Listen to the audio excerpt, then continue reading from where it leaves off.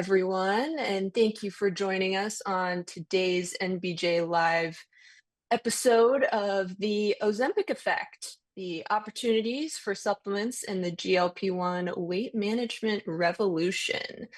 So today I will be introing us this morning. My name is Erika Kraft. I am the market research analyst for Nutrition Business Journal, and I'm joined here with my colleague Rick Polito, who is the editor-in-chief for NBJ as well. And today I'll just kind of start off with an agenda, if you will, on what we'll be talking about this morning. But mostly, we really just want this to be, an informal conversation where you guys are just tuning in to Rick and I having a conversation, really. I'll start off with kind of talking about, some of the reasons that went into why NBJ chose to tune into and report on a topic such as, the revolution of weight management as it relates to GLP-1 drugs, as well as what does it mean for the supplement industry. And Rick will also tune in with some of his insights on his research. I'll go into a little bit of my research. So, we have the editor side of research as well as the market sizing, market research side of the research. And then we'll go into some of the slides, some insights that we have that we pulled in from the report, actually, but mostly just going to talk about, the effects on the industry and what does it mean for us and all those good things. But I want to go ahead and start off with just talking about, why we chose to do this report. And like I said, some of the research that went in behind it. So I'll kind of start off and I'll let Rick come in afterwards and we can both give our sides. So with that, of course, Ozempic, GLP-1s, weight management, it's a huge topic right now. It has been for, the last several months. And so what we wanted to do with this report is to just get a better understanding of what's fueling, this weight management category. Historically, what we saw was that there wasn't a lot of energy behind this category. Some people being consumers were in and out, but weren't really finding a lot of necessarily life-changing products in the supplement space. And then GLP-1s happened, right? People were losing a lot of weight, having different side effects from being on the drugs, et cetera.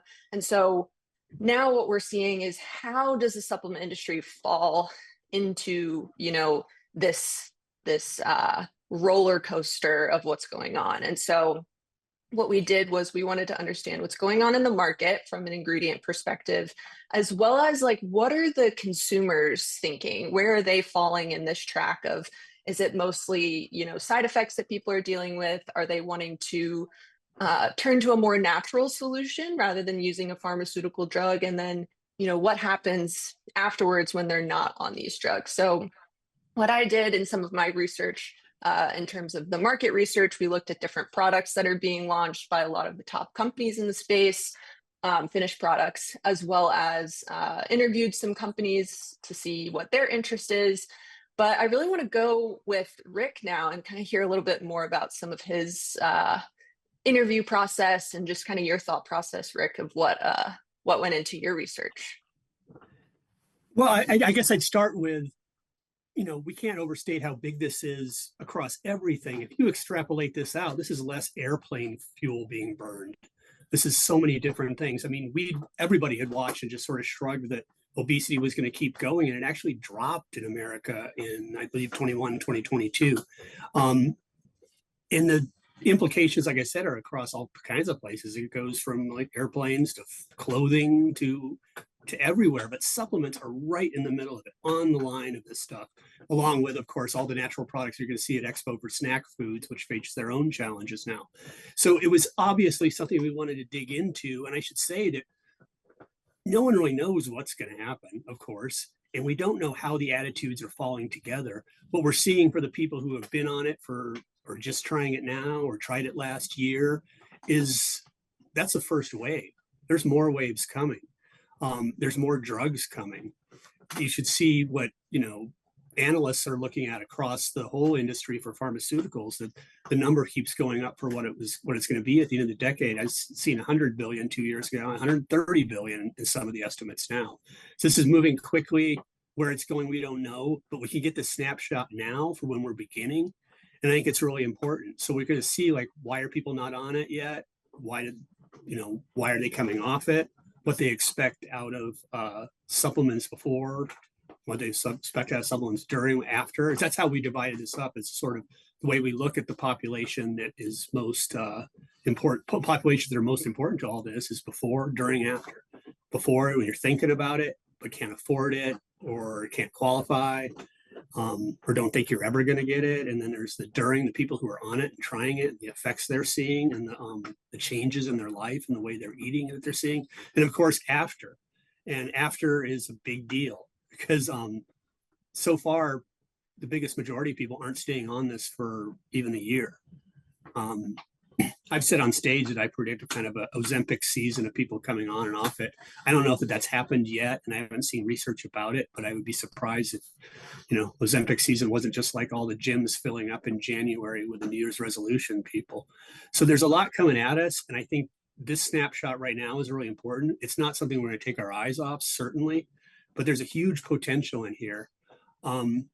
I remember, it was 2 years ago that Jimmy Kimmel at the Oscars made an Ozempic joke, and it feels kind of new.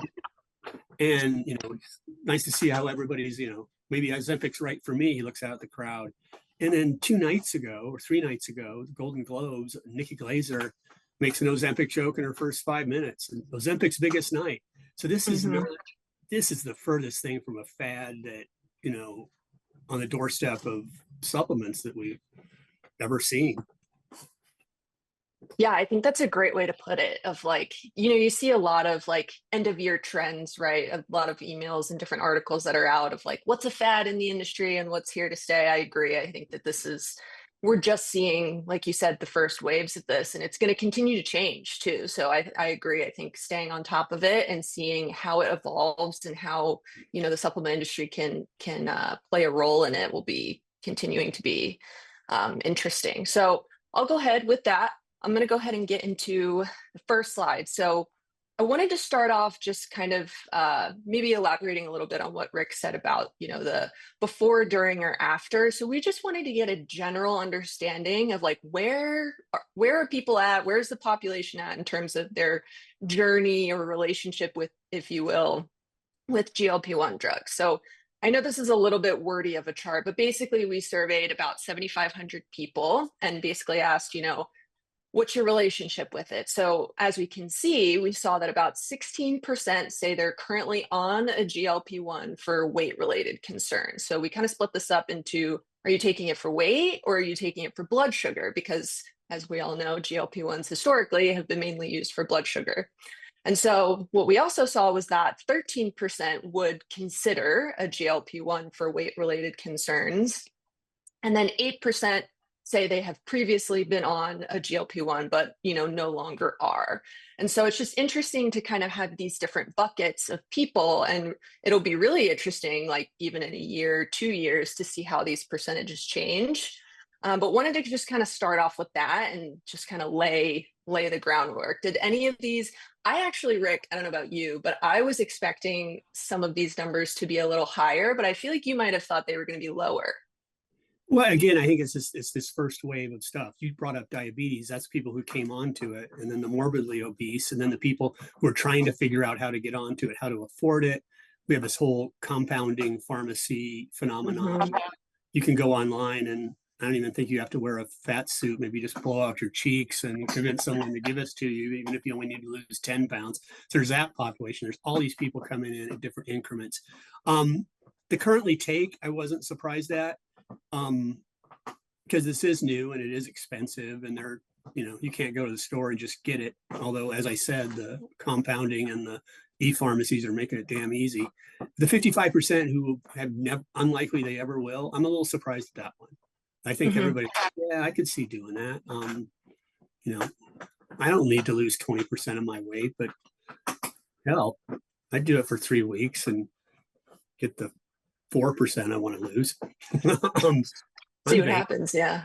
So there's different people who are going to come out different ways. So I would say the sort of reluctance of it is, and that 55% was a little bit surprising to me. One of the things I think is interesting down in here, and we don't have all this data for this presentation, but the difference between a concern about side effects and then the actual experience of it was Mm. striking. The people weren't having as bad a time as they maybe thought they were going to. And we hear the horror stories, and that scares some people off. But God, if it's not that bad, it's out. Or there's this whole microdosing thing that's going on now, where people aren't having quite the side effects. Maybe they lose weight slower. That's going to start to appeal to people. And then the cost thing, once that starts to get solved, more carefully, responsibly, because there are some issues so far with these compounding pharmacies.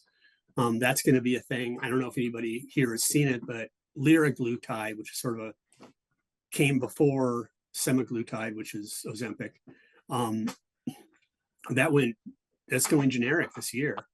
And a company Oh, just, it was announced as a version of it that's been approved, and that is going to go out, and that's going to bring the dry spell. It's not Ozempic; you have to shoot it up every day. There's a bunch of problems, but it's a sort of a preview of what happens when this gets more affordable and people stop worrying as much about the side effects, and they figure out microdosing, and they, fall into this Ozempic season pattern that I predict, but hasn't been proven yet. This is going to change quick. Maybe not even a quick, but it's going to change. yeah. Yeah. Quick, maybe relative to how long it might take typical things to change of this, but maybe not of this magnitude. So yeah, we'll see. So with that, we'll kind of get into, some of the insights.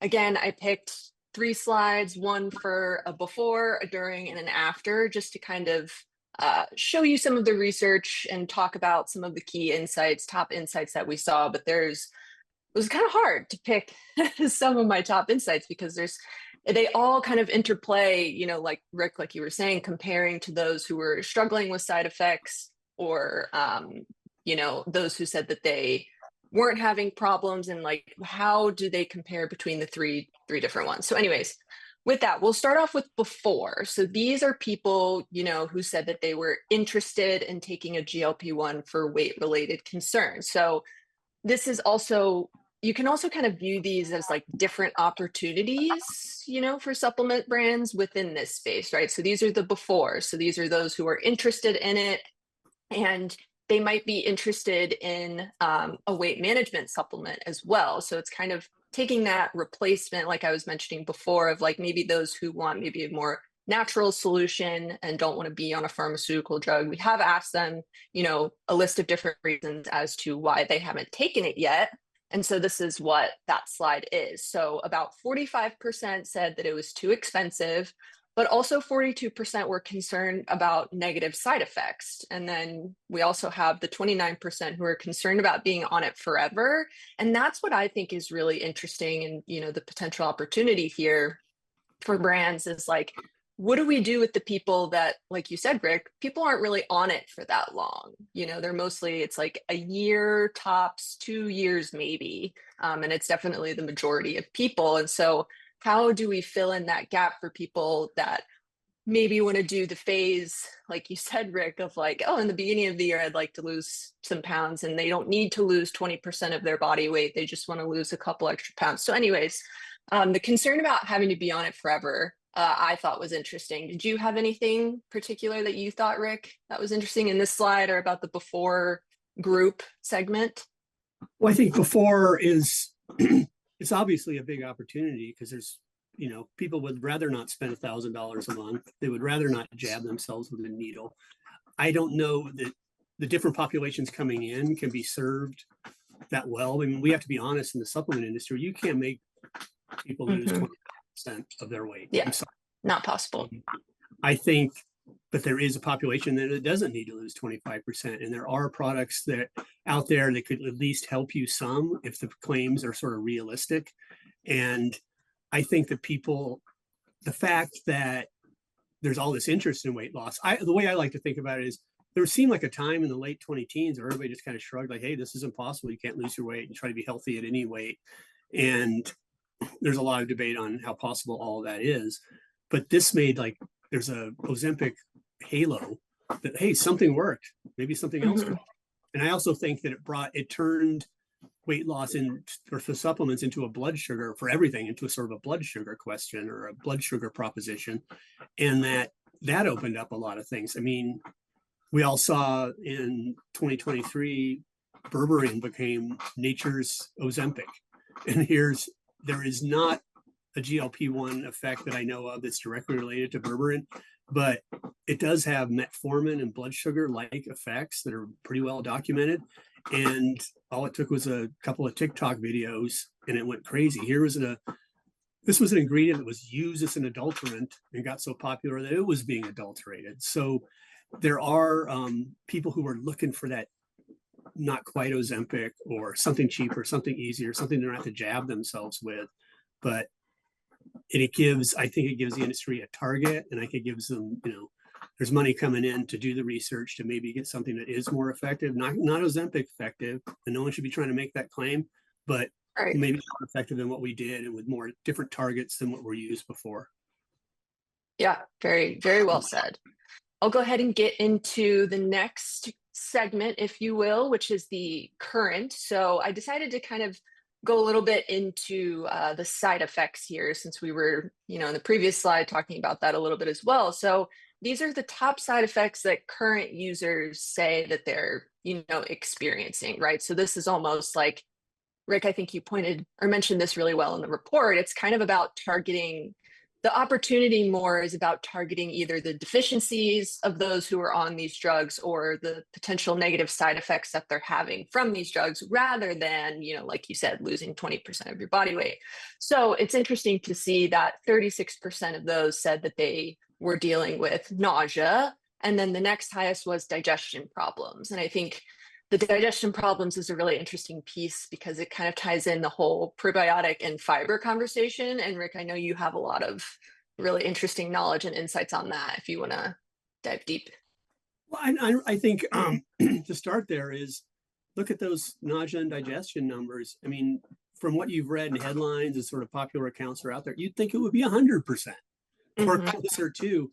And that's where I see like the current side effects, maybe, not as terrible as they were. I think that's important for us to know.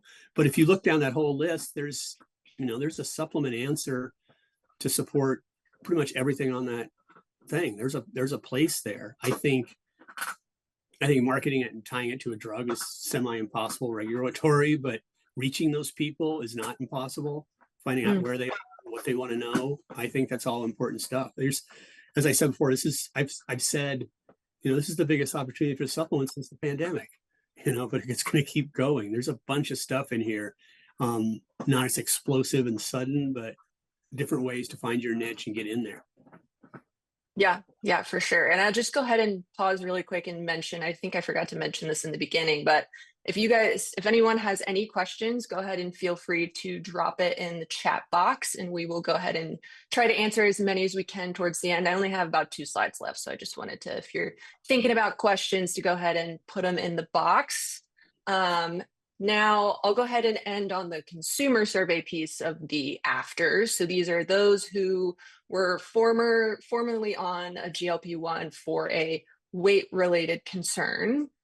And so this was just saying, how long were you on these drugs? And so as you can see, about 83% say they were on it for less than a year.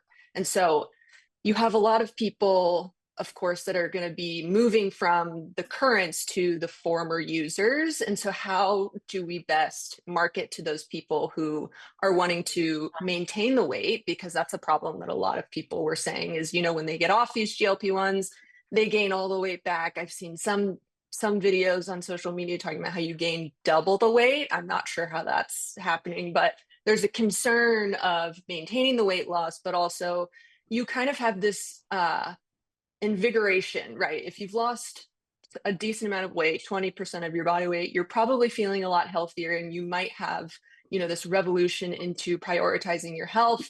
You might be eating more protein. You might be doing more exercise, which is going to be requiring different needs for you nutritionally. So a big opportunity in that space. And so I just thought maybe we can just round out with any thoughts that you think, Rick, on this after segment.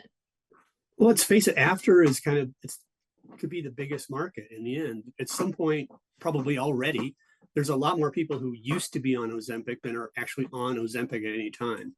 Now, if we get into the microdosing cycle and the Ozempic season, as I keep saying, that could be changing, but they're also off it some of the time, on it some of the time. Getting a hold of them and keeping them on it is going to be a challenge. We don't have this slide up, but we've seen that the supplement use drops for lots of people, and across a bunch of different categories, because they're not having the side effects, they're not concerned about this or that. But holding on to the people is going to be tougher than it maybe should be. But I should also bring up that I think it opens up, in particular, because there's a sports nutrition angle that maybe was not, these people weren't, you couldn't access them because they weren't as interested. But once you've gone from, 270 to 200, you're probably more likely to be on the running track or at the gym. And we already know that muscle loss is a big issue, and people are trying to gain back whatever they lost, because that's part of losing weight, is you're going to lose muscle too. So there's a sports nutrition opportunity that needs to be brought in. I don't think it's been figured out yet. And brands would be smart to be looking at it and maybe kind of get there first if they can. Yeah. Yeah. Very well put. I think that's a great way to, kind of round out the slide portion that we have for this discussion this morning. But, just kind of ending on, what does this mean for the supplement industry? How is it going to affect the weight management category? So this is an NBJ chart, and basically showing the sales and growth. So green is the historic sales and gray is the forecasted sales for the condition, as we call it, of weight management. And the yellow line is growth. And so I think, like you were saying, Rick, the sports nutrition piece is still a little bit unsolved for now of how it's going to be playing into it. But I also think the meal replacement piece of this too is everyone's still kind of like, are meal replacements going to go up? Are people going to be, because they're eating less, are they going to be needing more meal replacements to address those nutrition deficiencies? Or are they just like eating less completely and they're not taking as many meal replacements? So I think it'll be interesting to see where we end up in 2025, and some early predictions for 26 on those meal replacements. But overall, the weight management category is expected to see a 6.5 CAGR from 2023 to 2027. And so we're actually going to see the weight management category in 2024. The growth we're estimating was about 6.7%.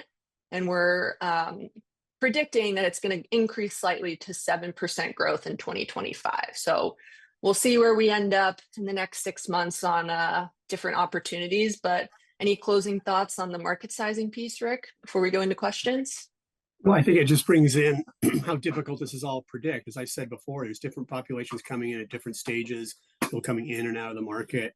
And sort of the people who are trying it are trying to pull in some kind of collective wisdom from what they're hearing from social media, from whatever, that they're trying to learn what they're doing, how to do this, how to use this. And there'll be wisdom that's coming from medicine and the rest about who's finding success. So there's going to be a mix of different messages coming from different people that's going to affect all of this. And, my guess is that some of our predictions at this point are conservative, but it's going to be there's so much learning from the consumers themselves, from medicine, from brands, from everybody. So, as I said before, we're keeping our eye on this tight. Yeah. Awesome. All right. Well, I will go ahead and get into some of the questions. So first one I saw was asking about ingredients for weight loss that are showing to be promising or shown to be effective in studies. So I can't really speak to the clinical study side of it. If it's the specific targeting of weight loss, I think that's a little bit murky as well. But I think when we're looking at the weight management category, I think that some of the promising ingredients would be what I would say is the fiber and prebiotic piece, just kind of addressing, the gut health side of weight management in some of these different, products. But Rick, do you have any thoughts on ingredients? Well, I think there's a different kind of attention being paid to this than was paid in the past. Before, we had some, thermogenic stuff and some appetite suppressants that, of questionable efficacy. But I think, as I said before, the conversation moving it over to blood sugar was a big shift. And that is a place where there's, we have some science. I think the GLP-1 thing, I'm concerned it gets overstated, but there is some science coming. I will, this is the ingredient Ariamin. It's showing up in the Kardashians' GLP-1 daily, but they have some science about how long it keeps it elevated. because the truth is that any food you eat is elevating your GLP-1. It's how we get full, but keeping it elevated is going to be a big thing. They've got some science there. I think you look at, I mean, the best timing ever was in Dina with their berberine branded ingredient right before it all hit. And they've got, to sustain some efficacy, to increase efficacy. So I think there's things that are going on. I look at, CaloCurb. They had science backed by the New Zealand's health. I don't know what the government body is called off the top of my head. So there's stuff going on. You see at Nuritas what they're doing with peptides. I think it's really interesting. There's sort of a new sort of attention being faced a different way. It's bringing innovation that wasn't there before, I think. And so I think there are promising ingredients, but everybody's got to dial it back to say, you don't want to be saying nature's Ozempic. I don't know how hard you want to push the GLP-1 angle. Because like I said, everything, crackers probably get you some GLP-1 going. It's the sustaining of it. So I don't want to see any overstatement of it, but I also like that there's a new sort of angle to come out that's not just thermogenic, that's not just, questionable appetite suppressant. And if someone gets it a little bit close, there's a lot to be made here. We have a survey not on the screen here about how much people would, how interested are people in something that's half as effective, as a third of as effective, and how much they'd spend on it. And there's some promising data in there. Yeah, absolutely. All right, I'm trying to read through some of these questions. So it's just talking about how GLP medicines cause a lot of fat-free weight loss, which is muscle loss, along with fat weight loss. Is this a side effect that GLP-1 customers face as well? So where they face muscle fatigue, loss of muscle mass because of GLP-1 medication. So yeah, I think Rick, you spoke to this a little bit, but they are seeming to lose muscle mass, and it is seeming that they're trying to counteract that with consuming more protein as well. So we have some of that research, but also what came up kind of high was the loose skin piece, right, Rick? Didn't we see that come up pretty high? Well, that's part of losing weight. No one's losing, 25% of their body weight without some of that being muscle. And I think it's obviously something while it's happening, but then when it's over, what I've talked about that the biggest market is the post-Ozempic people. It's that after population. And how do you pull them in? And that's one way. It's sports nutrition and it's healthier living. I mean, this industry has a much better chance of helping people keep weight from coming back than it does helping them lose significant amounts of weight. That overpromise, is why the category felt so stale for so long, because it wasn't maybe based into a more realistic mindset of what it could be. But here's a bunch of people who are losing weight, who are going to lose muscle. There's science around this. There's been categories that were helping people who are bariatric patients and the rest with nutrition, all this stuff. So let's do this responsibly and modestly and do it right. This is a gigantic market that maybe wasn't there before. Yeah.